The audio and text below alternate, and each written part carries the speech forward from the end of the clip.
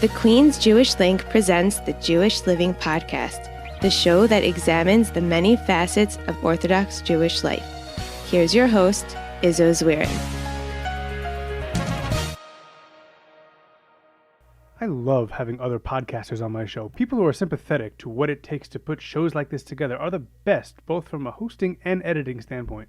This week on the Jewish Living Podcast, we invite the hosts of the 990 Talk podcast to discuss their passion. My name is Ari Strulowitz. I'm the director of Camp Nageela Midwest. My name is Sruly Bogopolsky, former camper of Mr. Izzo Zwirin, and I am the development director at Camp Nageela Midwest and Camp Redleaf. We'll speak with Ari and Sruly about running a nonprofit organization, their work at Camp Nageela Midwest, and of course, their podcast, and much more. And we're excited to introduce a brand new segment to the show.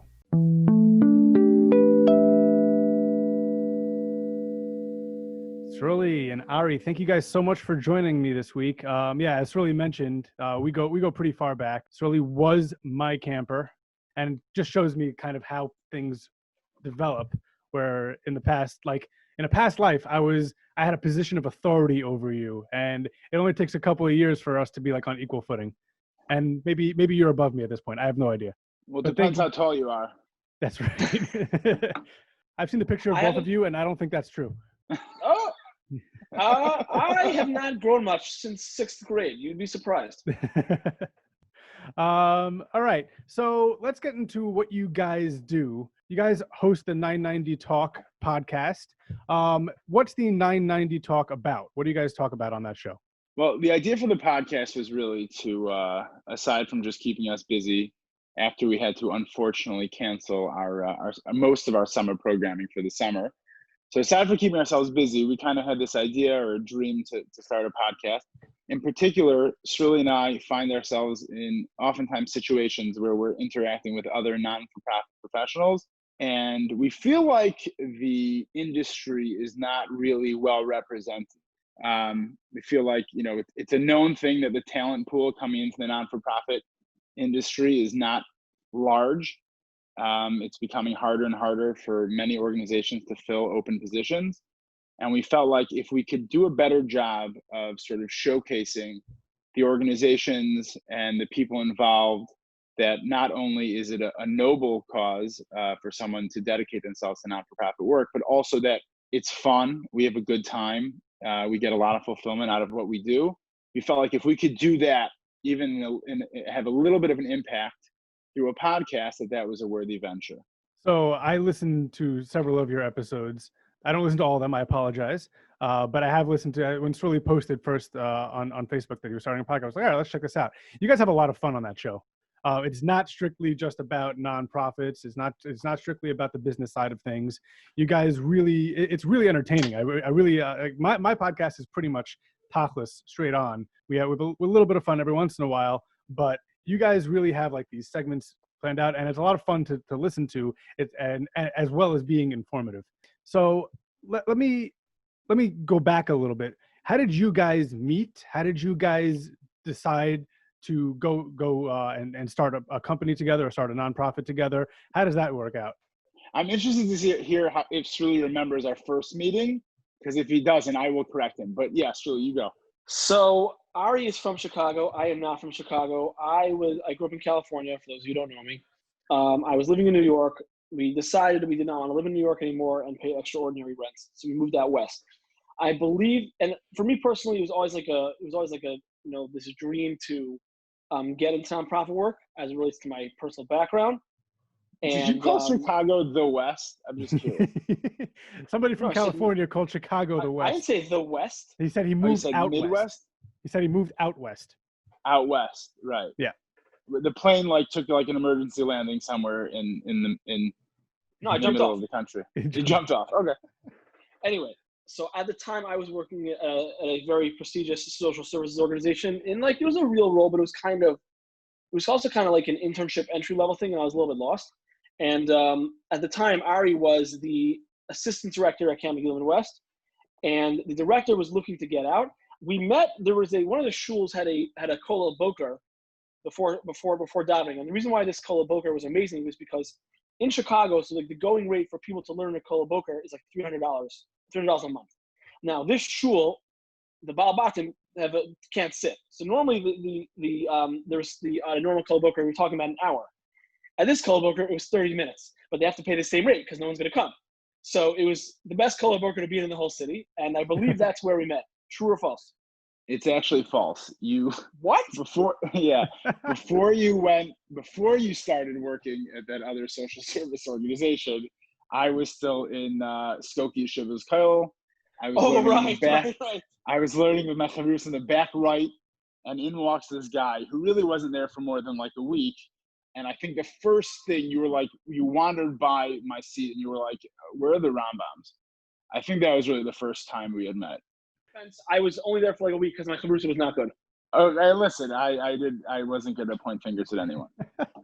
So our listeners could hear you guys have a lot of fun together, and really everybody should check out their podcast. We'll leave a link to it in the show notes, and all of our social media will link to theirs. I do want to get into some of the nonprofit work that you guys do. But first of all, question that's always been on my mind, full disclosure, I've been working in nonprofits for the last 10 years, and I'll get into that in a little bit.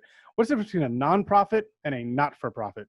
There was a movement amongst many nonprofit organizations, and the industry as a whole was trying to move away from the nonprofit term to the not-for-profit term. There is no practical difference. 501c3s are considered to be not-for-profits. So it's more like I don't know. The reason why was because they felt like nonprofit is a misnomer. As a 501c3, you are entitled to make a profit, or at least turn a profit based on revenue versus program expense, or whatever is your operation expense.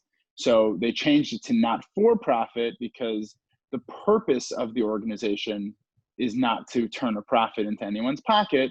So they made some sort of like systemic effort to change the status.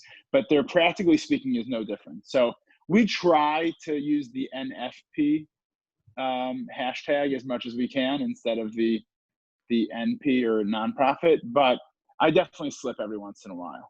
All right. So for the purpose of this conversation, if we ever accidentally slip into using the wrong term, well, we apologize, and I apologize. I personally use nonprofit just because it's shorter, for better or for worse. All right. So when people who listen to my podcast, mostly Orthodox Jews, I get every once in a while some person who's not Jewish that picks it up. But when Orthodox people hear nonprofit or not-for-profit, they usually think of shuls, schools, tzedakah organizations. I mentioned that I've been working in various nonprofits. I've been working in the medical field for the last 10 years, and all of the organizations that I work for are technically nonprofits.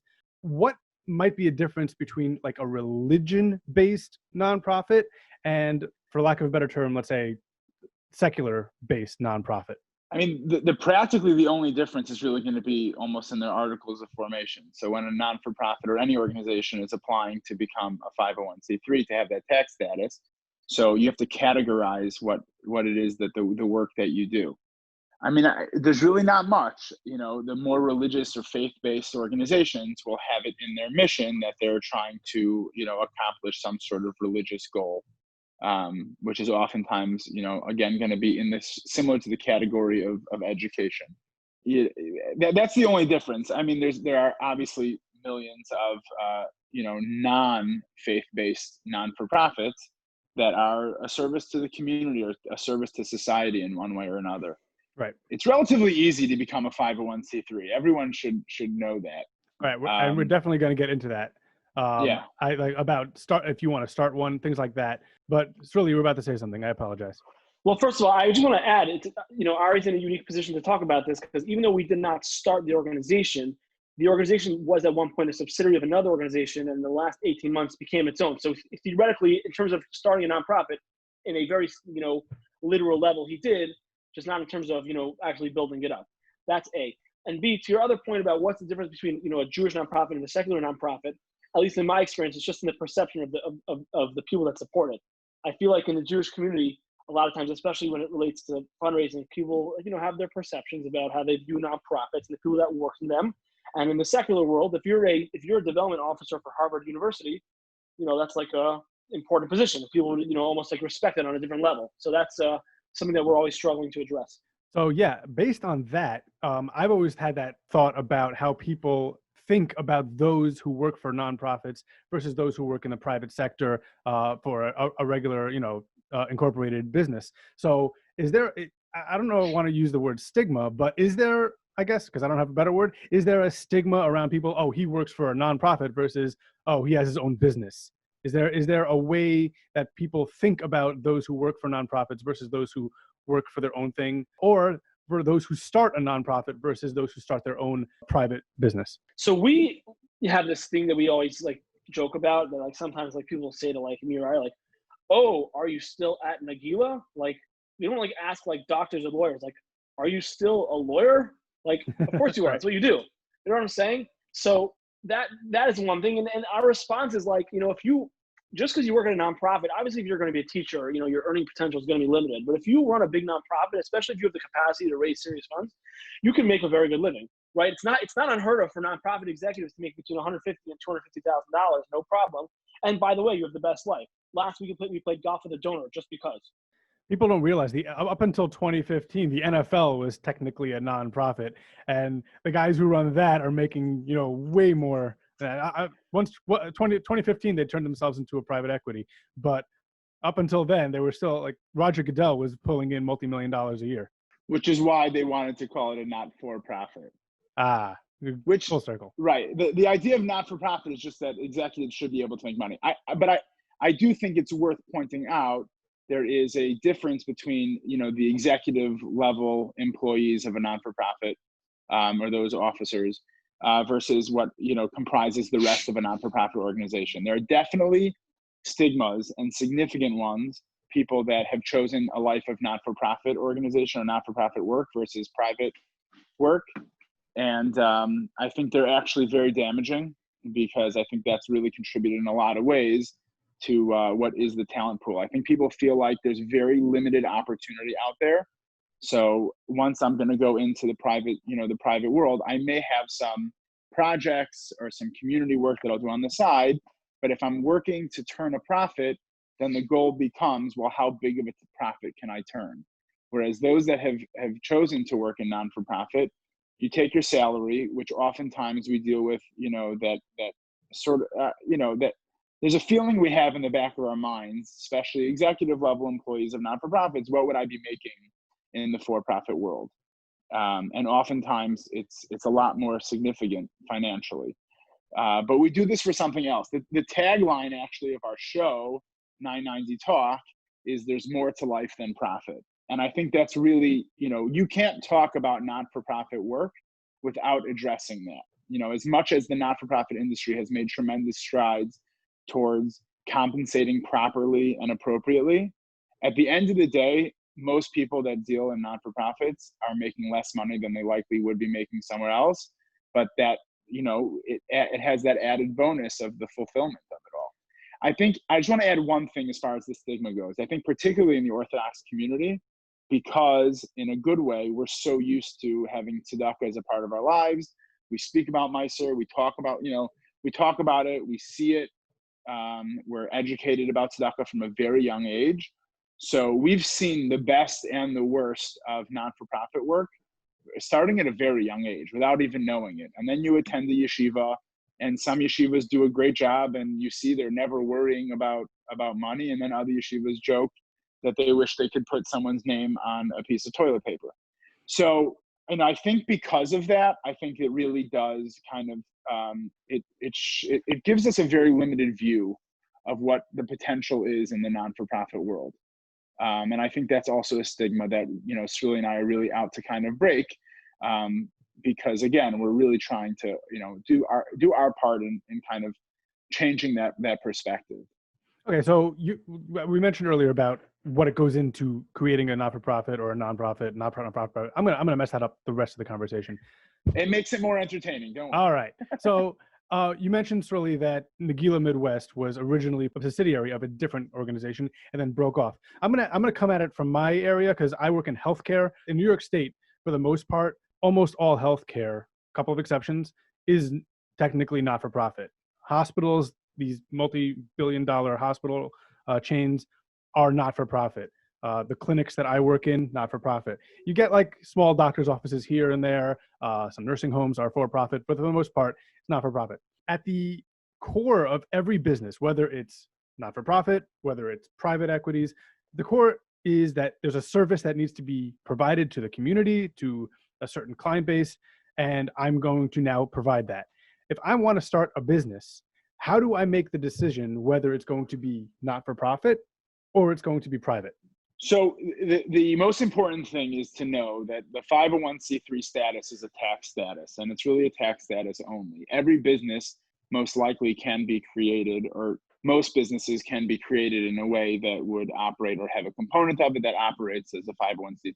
The tax status really just allows you to not have to pay taxes, and it allows you to issue, or those donations that are coming to the entity can get write-offs and receipts.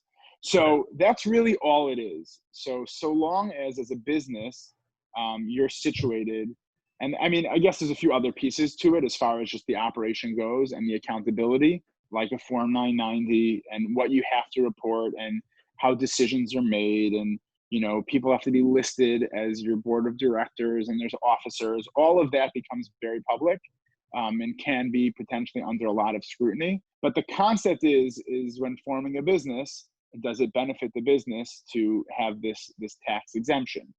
You know, for most for-profit businesses, with what they hope to be the growth and the revenue of the business, it's unlikely that they're going to be looking to become a 501c3. If as a business you offer a service to the community and you believe that your best business model is going to have this massive component of fundraised money and donations, so then it's likely something that you would pursue. And I think that's really, I think at the end of the day, the donation stream is going to be what kind of decides which way to go. But it's probably better to ask an accountant than myself. But that is typically what sets them apart. And that's why the healthcare world, as well known, you know, obviously brings in a tremendous amount of money and funds from foundations and private gifts and donations. But I will tell you that as opposed to, you know, non-healthcare companies, healthcare gets money. A lot of our money, first of all, comes from, you know, insurance companies when we're providing services. That's the bulk of our money. There are also an insane amount of grants that are available to healthcare organizations. My entire position in my healthcare company is paid for by a grant. And then, yes, there's also the fundraising aspect of it. But I feel like a lot other 501c3s are relying more heavily on fundraising and donations than they are necessarily about grants, and definitely not insurance companies. I think that in general, the frum organizations, once we're talking about that distinction, the frum organizations as a whole struggle a lot more to get grants and to reach foundations and whatnot. And that's why they're going to rely heavily so much on individual donations. Right. No, it's absolutely true. And not to step on that, but I think it's with religious organizations in general. It's not just, you know, the frum tzedakah companies or the schools or the shuls. It's any Catholic schools or churches are going to have that issue as well. Well, a lot of grants have built into their, or different foundations have built into their bylaws, certain things that they won't fund. And oftentimes anything that is focused specifically with some sort of religious mission is going to be an obstacle for funding. It just is what it is. I think, you know, how it came to be that way, I'm not really sure, but even we've dealt with some foundations that were not willing to offer us grant eligibility because we were faith-based. So let's talk about Nageela Midwest. So first of all, let's say somebody has no clue what Nageela Midwest is. They never heard of Nageela East, I guess. Or so give me the elevator pitch. What is Nageela Midwest? So Nageela Midwest is a Jewish summer camp based out in Chicago. It was started in 2007. And uniquely, while it is run by mostly Orthodox staff and funded by many Orthodox private donors, it really services the broader Jewish community. So I like to call it a Jewish community camp. And in some ways, it's more community than I think most people even would realize. We have campers from all different backgrounds, everything from Reform, Conservative, only a handful of Orthodox, and it has a really good sampling from different Jewish communities from around the Midwest. So everyone comes to camp, and you know, regardless of what your Jewish background is, everyone's proud to be there and proud to be a part of sort of this Jewish educational process that takes place. Obviously to the campers, it's just an awesome, fun summer camp, but we know, and we discuss with the families and our funders, that we have, much bigger goals of strengthening, that sense of community and Jewish identity. All right. So a couple of things off the bat. Co-ed, separate ed? 2 different sessions. We run one girl session, and then right after that, we start our boy session. All right. And how does it differ from, let's say, people who know about camps in the Catskills and the Poconos? How does it differ from, well, you could talk about how it differs from the modern Orthodox camps, the co-ed camps, and how does it differ from the more right-wing camps? So off the bat, about 90 to 94% of our campers are in public school. So that's one like real big indicator of, definitely a differentiator of what sets us apart from even some community camps that might be, more rooted in the Orthodox community on the East Coast. Midwest Jewish life is very different than the Jewish life of the East Coast. The idea that someone can come from, the most random cities where there literally are no other Jewish families, not a Jewish organization, nothing there, and come to a Jewish summer camp, when they go back, there's really not much of a resource for them when they're home. Whereas to contrast that with maybe someone who lives in Long Island, who, the sort of default Jewish identity is a lot stronger. And then for all we know, that same family may live, a 10, 15-minute drive from some sort of day school or Hebrew school program, whereas Nageela Midwest is getting campers and families from cities that have no Jewish identity and no Jewish resource at all. So you should list some. Well, I always go to Hot Springs, Arkansas. That's always like Wow. my go-to. Yeah, that's like really the middle of nowhere. Probably a lot of people on the East Coast think Trenton, New Jersey is the only Trenton. There's actually a Trenton in Illinois, and there's nobody there. The city, the lists go on and on. I think the demographic is very different, and the base sort of Jewish knowledge is very different. So it's forced us to really think hard about what kind of Jewish experience we're offering the campers and how we're structuring the program and the educational components and the educational goals. Like, what is the goal for a 5th grade boy who comes from a community where he knows nothing? He's never heard of Shabbos. There's no kosher food nearby. And at the end of the summer, he's going to go home. So like, what's the goal there? And that, I think, is something that on the East Coast, the camps don't really ever deal with. Okay. So how do you differ from Nageela East? Is that kind of what they do also, or is it a little different also? So Nageela East is a bit more similar, but also, again, the same thing. At the end of the day, if a camper, after many years of going to Nageela East, the camper decides they want to further their Jewish education, not just in the summer, but during the year, they likely are a lot closer and more easily plugged in to some sort of Jewish educational system. Or they're nearby to some Jewish community. Kosher food is a big one. We don't have that. We don't have that at all. And that, again, I think it really just is all about what are the goals, and, what are those goals? What are those benchmarks? And what are we sort of striving for?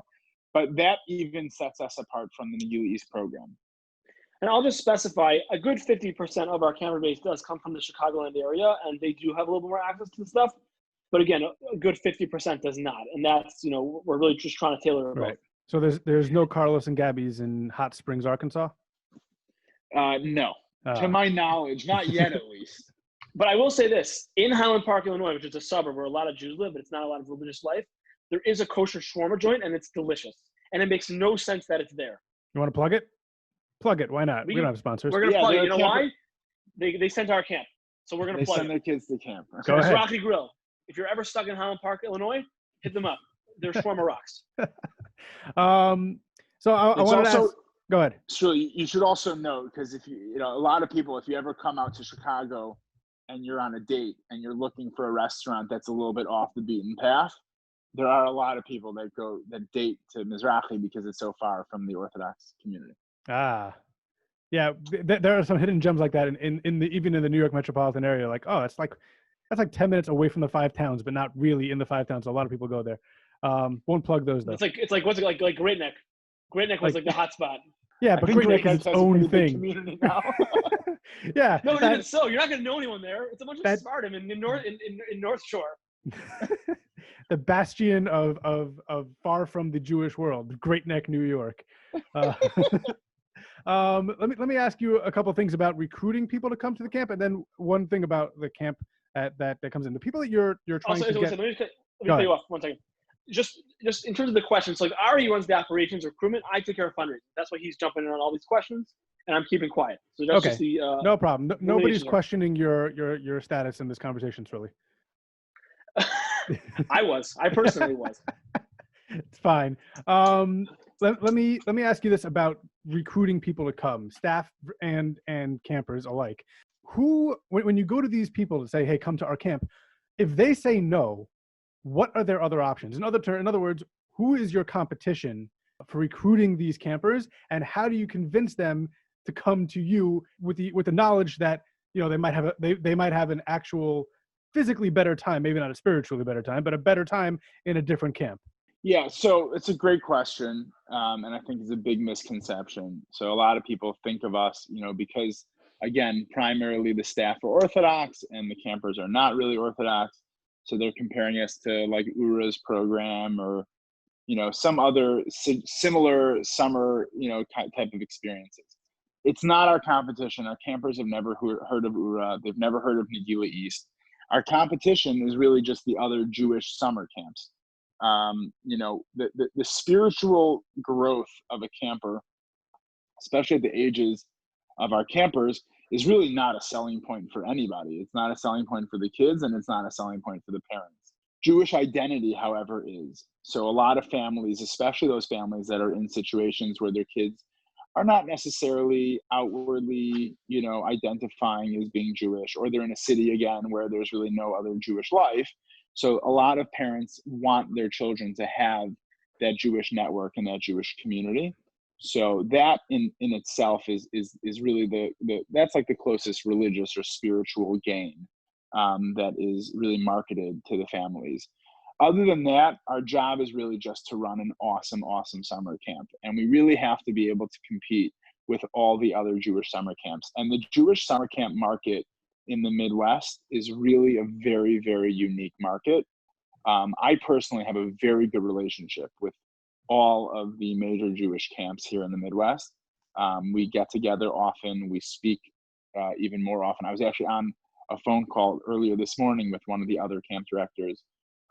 It's a really unique thing, I think, that so many camps that, we like to say we're not in competition. We're not really in competition, but sometimes it might feel like we're going after some of the same families, or we'll have families that will switch from one camp to another. At the end of the day, we're not even capturing, I think, 10% of the Jewish youth in the Midwest. So at the end of the day, if we can strengthen together as a unit of camps, so then hopefully we can get more Jewish children into Jewish summer camp.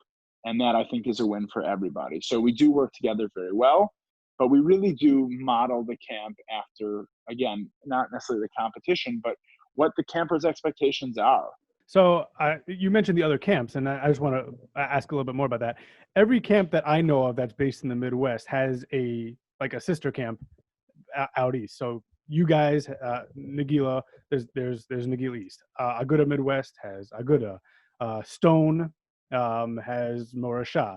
So there's a lot of, I think I said that. Stone is Mosheva. Stone is Morashah. I don't know. I apologize. No, Stone is Mosheva. Stone is Mosheva. So I'm sure there are other camps, but us out east, we don't know of them necessarily unless they have some sort of a relative back over here. Yeah, because the Orthodox camping situation in the Midwest really is not significantly large. Even Aguda Midwest is relatively young for Orthodox summer camps in the country. It's only been around for, I think, about 30 years, maybe a little bit more. But only 30 years, right? It's young. Right. So that's young, relatively speaking, right, to the Orthodox summer camping, movement. So the camps that are really, again, aside from Aguda Midwest, Yeshiva Sakayitz, in the Midwest families all these years, the Orthodox families really sent their kids gladly to the East Coast summer camps. Right. So only in recent years have there been? And there have been a couple even more to open up. Nageela Midwest just opened up in Michigan, is a girls' camp. So I think there is a little bit more of a movement to open up Orthodox summer camps in the Midwest, while still you'll have a lot of cities that are a lot of families that are sending their kids out east. The camps that are the biggest of the Midwest camps are much more, are the non-Orthodox Jewish camps. And some of them have been around for a very, very long time. Ari Sruly is part of the Reform movement, and that's their Midwest camp. That's in Wisconsin. Ramah, Wisconsin is part of the conservative movement. And there's obviously several Ramah camps. That's also in Wisconsin. Camp Shai is under the JCC. That's a massive Midwest camp in Wisconsin. And that's a community camp. Is there a Hillel out there? No, there's no Hillel. Reform conservative, there's the Young Judea movement. So there's a Camp Young Judea. There is a Mosheva, I forgot to mention. There's Mosheva Wild Rose. That's also in Wisconsin. Right. So that's part of the Mosheva network. And then there's a few other just Jewish camps. There's Bieber, which was started by B'nai B'rith. So these are really like those are the big players in the Midwest Jewish camping scene. Right. And they're obviously mostly not Orthodox because again, historically Orthodox families in the Midwest are really sending their children to the East Coast. I just want to add, it's like I have a personal chinuch hashkafa that if you do want to live in a town, the one price you have to pay is you have to send your kid to an East Coast camp. It's the only way you meet people. Yeah, you should save that for the Davar Acher. I think that's probably a good. No, but I'm just saying that to that point. I grew up in San Diego, right? But a lot of people know me for a kid from San Diego.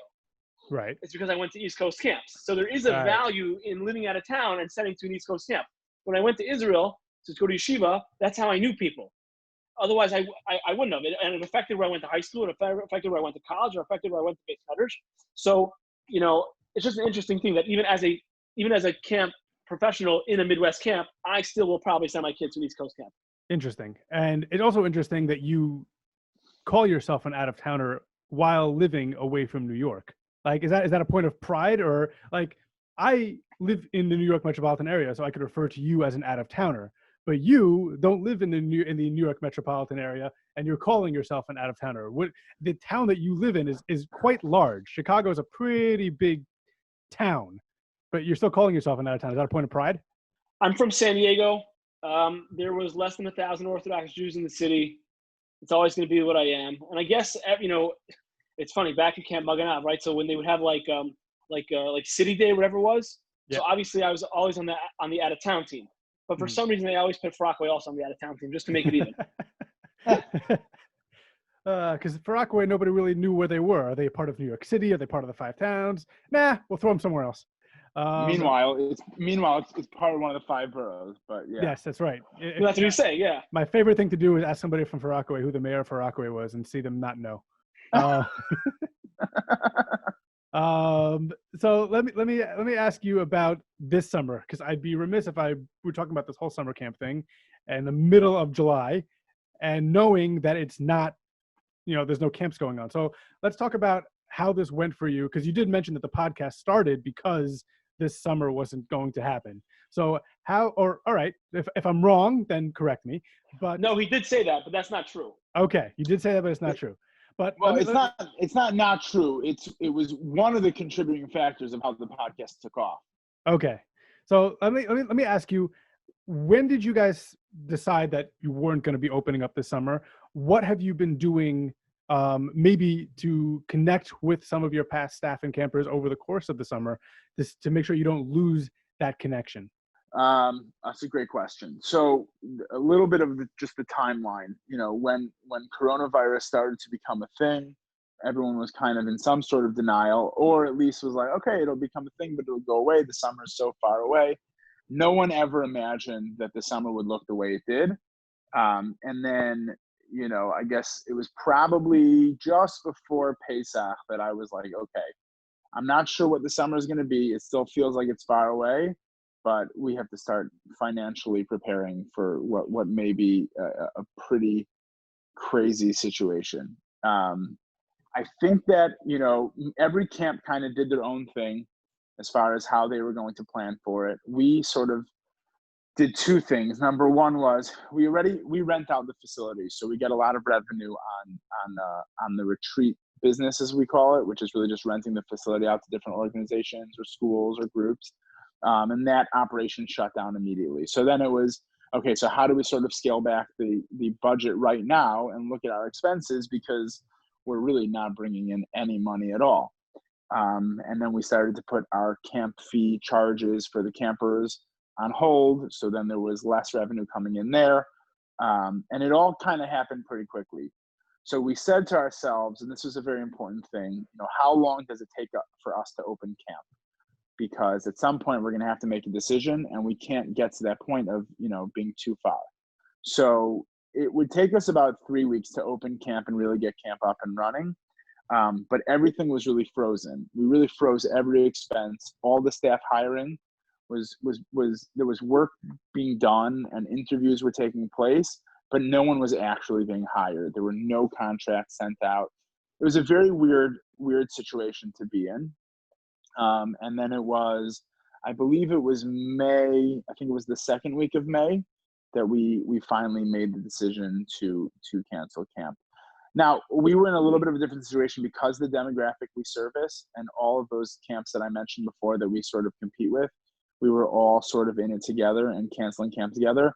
It was not going to be a heroic thing to be the one camp open in a network of camps, in this cohort of camps that was closing. That would not have been seen as heroic.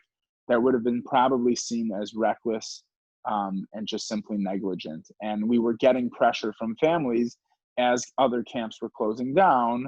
They were like, well, when are you going to make a decision? When are you going to make a decision?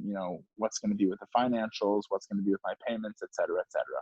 So it really was a whirlwind of an experience. It was for sure to date, obviously the craziest thing I've ever dealt with. And I've dealt with some pretty crazy things, not to list them now, in my short career as a young camp director. But it was a tough decision, but I believed then and I believe now that it was the right decision. And we had to basically brace ourselves for what was going to happen afterwards, where some other camps were in a bit more denial and said, no, it's going to happen.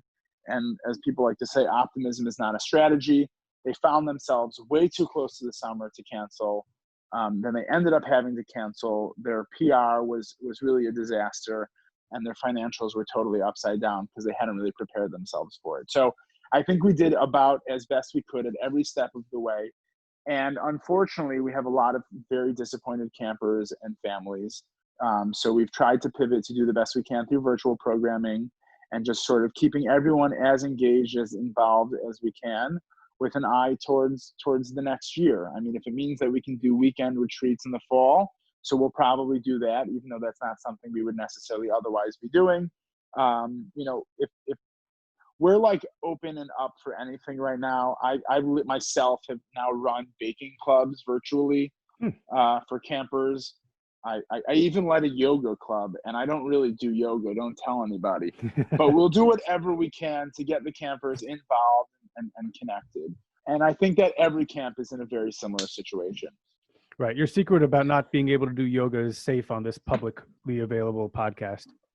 Nobody will tell anybody. Yes. Okay. I appreciate that. Also, if I could, I'll just add that, so first of all, it was a unique experience for us as a camp catering to, a greater Jewish community. While a lot of our stakeholders are from the Orthodox world, and all the Orthodox camps are still, running and playing shtick, if you will, and lawsuits and moving camps to Pennsylvania. People are almost like looking at us like, why are you just shutting it off? And it's just, for us, it just wasn't viable. And at the end of the day, I think that ultimately we made the right decision. And also, just another thing that we should, just to clarify, we have the luxury that our campus is only 45 minutes from the Chicago area. Right. So we even now, we go up there all the time to run retreats. No problem. We entertained doing a day camp, at one point.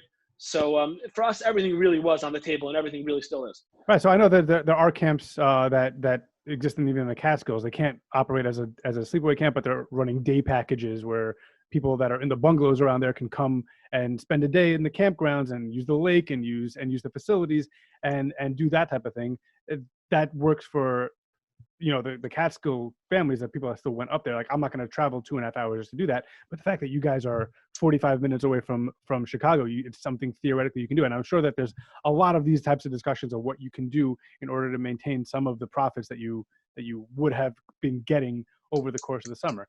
I'll add one part to the whole story, this whole narrative over here. So this has been a very eye-opening, experience for everyone involved in camps, camp administrators and directors and families that send to camp, et cetera. It's really changed the way we look at our financials. We looked at the whole financial of the financial model of camps.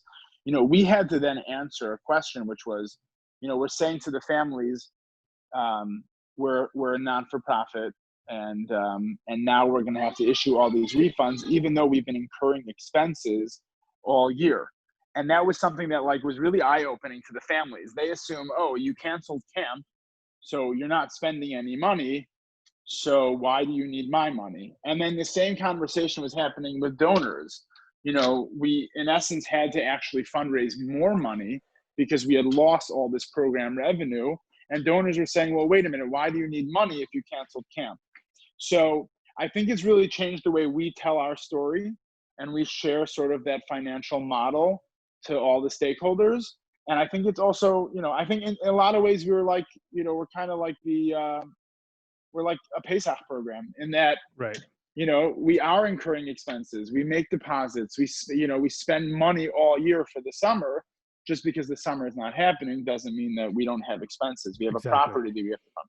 And Sruly really had to do a lot of that. Sruly actually helped sort of mobilize our camp staff to come up with a really good, and it paid off, Baruch Hashem, an effective strategy of really, communicating with the camper families and helping educate them on what the situation was, and then ultimately solicit them to either credit their money forward or to turn some of their payments into donations. Wow.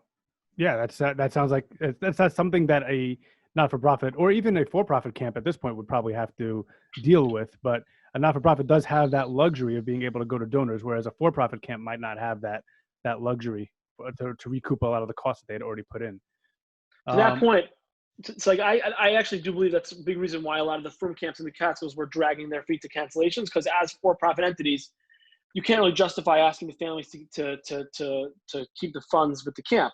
Right. But by us, it was actually super validating and reaffirming when we would call the families and these are families that were getting scholarship for years and they don't have money and they are happy just to leave their deposits by us because they want camp to be available to them for next summer. That's amazing. And I've had that conversation with school administrators as well, that if you want to keep the schools open for the next year and years to come, then there are going to be costs. It might be lower than usual, but there's still going to be costs, even if school isn't the same as it used to be. I promise you that camp cancellation policies are all going to be very heavily reviewed before next year. Yeah, I would imagine. I do have one more question about the running of a camp, especially your camp, actually. You're catering mostly towards children that would otherwise not be Shomer Shabbos, Shomer Kashrus. What happens if you find a camper violating some sort of the camp's rules throughout the course of the summer? Specifically, let's say you find that they're doing something on Shabbos they're not supposed to. What is the method about going and about dealing with that? So the camp is what we call a fully Shomer Shabbat camp. Mm-hmm. And it is because that's really the greatest common factor amongst all the families. So having every camper feel like they're in a camp where they're comfortable to be and they're included and we accommodate for them really kind of requires that. It doesn't come up as often as you'd think. We're a screen-free camp. So that means when you show up to camp, your phone gets put away for the session. Any sort of electronic device is likely not going to be kept in the bunkhouse. It will likely be kept with your valuables. That's pretty commonplace in our world of camping, right? Because we really want the kids to be, it has nothing to do with Shabbos or any sort of religious belief. It's really just about throwing yourselves into the camp experience and being able to take advantage of all the opportunities. We don't want the campers being out in this beautiful campus and being, glued to a screen. Right. So when it comes to Shabbos, we really only have 3 rules. We ask that the campers not turn on or off the lights. There's no showers, and they don't handle money. And that's really it. It really covers just about everything that would come up in the summer, and it's a very comfortable, I would say not really, it's not a very restrictive experience for the campers. Okay. You allow them to write? So funny you mentioned that, because that became a thing recently, actually, that some of the campers, when I became director in 2016, we were already then really pushing hard that campers did a better job of communicating home. And we had all these rules about sort of requiring them to write home. So campers did then start to write home. So it's kind of the unofficial fourth rule, is no writing. Okay. But that's recent. All right. Anything else you want to let us know about Nageela Midwest? Join us. So let's ask this: if somebody wants to make a donation to Nageela Midwest, if somebody out there that wants to join your staff next year, what would they have to do to go about doing those things? So donations can be made actually through the website at campnageelamidwest.org. There's a tab, Donate Now. And then staff is an interesting situation, because it's very hard to get Midwest staff to stay in the Midwest for the summer. So we do get, most of our staff is from the East Coast. So if anyone is interested, on the website, there's also an apply now for a staff tab, which really just triggers an email that would go to our office, and then we would put you on a list, and then we could add you, we can add you to our email list. And then when staff application opens, then you'll be notified. And, I like to say it's not an easy job working in Camp Nageela Midwest. It's very demanding, but it is of the most fulfilling things a person can do for the summer. All right. So I want to move on to something new, for a new segment for our podcast. This is actually something that we thought about doing back when we had the inception idea for this podcast. But it's going to be a segment called Davar Acher, where we give our guests an opportunity to talk about literally anything else they want to bring up. It doesn't have to be about the topics that we discussed until now. It could be anything in the area of Judaism, politics, sports, pop culture, whatever, you name it. If people listen to your podcast, 990 Talk, you know that Ari and Sruly you have no shortage of random topics to discuss. You guys bring up some random topics every week. And I thought you guys would be a phenomenal pilot episode for this segment. So I'm going to turn it over to you. I have a Davar Acher, which 990 Talk listeners will relate to pretty well, because they've heard me speak about it many times, and it's become sort of the great debate. But I think it requires a little bit of an introduction, which is that technology is a great thing. It really is. And I think most, technological advancements have been productive for society. And I think they make our way of life much easier. But I think we have to be able to call out those advancements that are not productive, that are not best case scenario, and those that don't wish to embrace every technological advancement. I think it's not fair to shame them. And I'm talking about specifically the digital boarding pass. A lot of people travel and they like to use the digital boarding pass on their phone, and I don't judge you for that. I am and will be probably for many years. I like the paper boarding pass. I like that it's I can hold it in my hand. The piece of paper doesn't change screens. It doesn't lock in the middle. It's not fidgety. It doesn't die. It's just a lot more reliable. And I stick it in my pocket, and I pull it out when I need it. And I think that no one should be shaming me for that. I think that it's okay to call out the fact that the digital boarding pass is flawed. And I want to throw one more thing about this and if anyone would say, oh yeah, well, you must not travel a lot.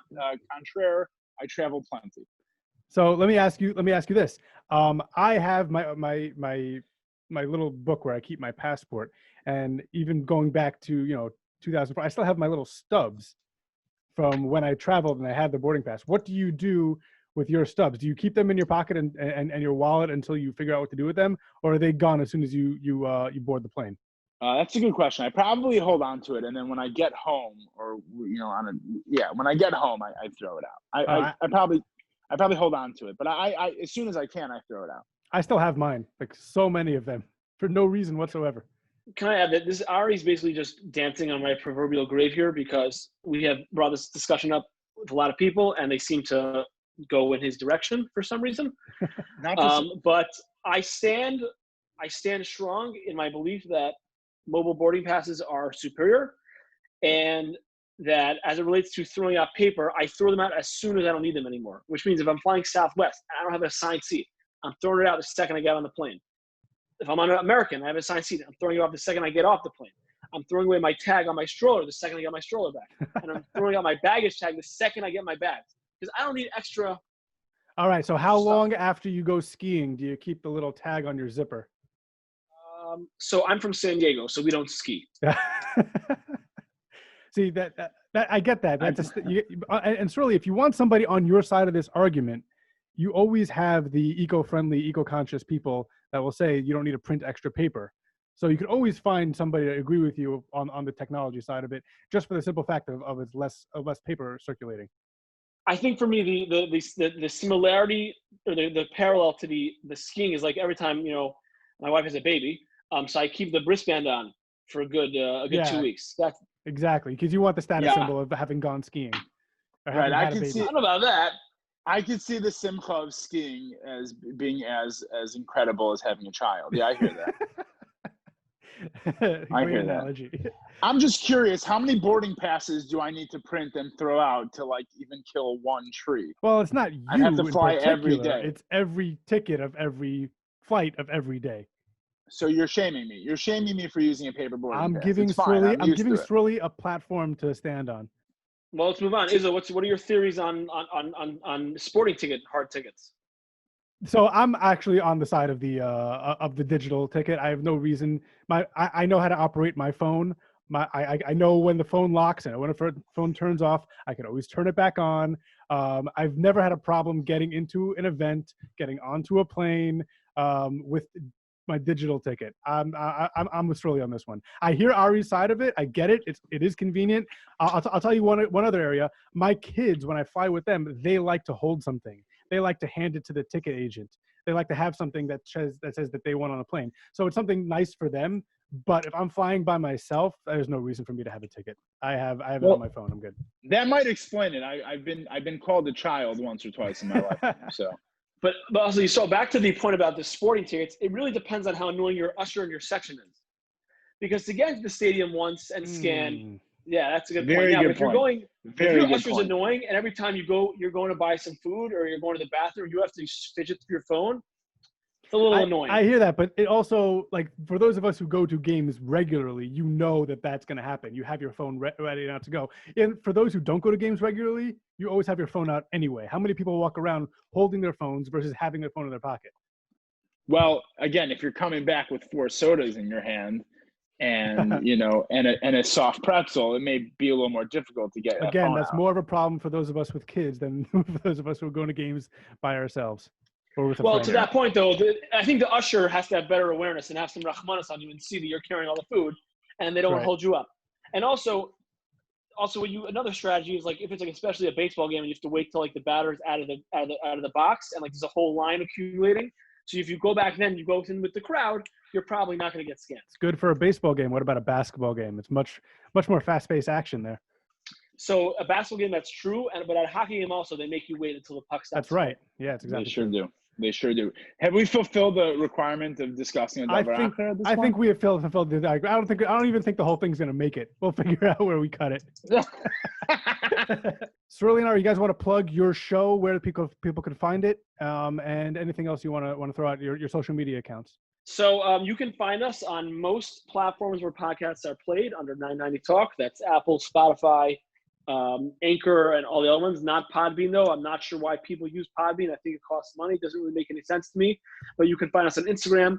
You can find us on Twitter for our subpar Twitter account. And our podcast is not that important. If you could be learning Torah instead, you probably should be doing that. But if you're bored, it's kind of fun. So you could tune in. All right, and we'll link to all of those things on our various social media accounts also. All right, Sruly, Ari, thank you guys so much for joining me, and we look forward to hearing better things from you in the future. Thank you so much for having us. This is awesome. Thank you very much. Right. Take care.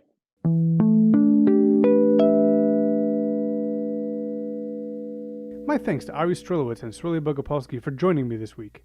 Their podcast is pretty informative when it comes to operating nonprofit organizations. So for those of you disappointed that we didn't go deep enough into the nonprofit world, please check out their show. For anyone who isn't in the nonprofit world, I recommend you check out their most recent episode where they interviewed Pittsburgh Steelers offensive lineman Zach Banner on how he stood up against anti-Semitism in the NFL. Let us know on social media what you think of our new Davar Acher segment. And of course, for everybody out there, thanks for listening. As always, Kol Tov. The Jewish Living Podcast is produced by Sruly Bogopolsky. Our theme song is The Band by A.B. Rottenberg from Journeys 4. You can email the show at jewishlivingpodcast@gmail.com. You can also find us on Twitter at Jewish_living. The Jewish Living Podcast is recorded in conjunction with the Queen's Jewish Link.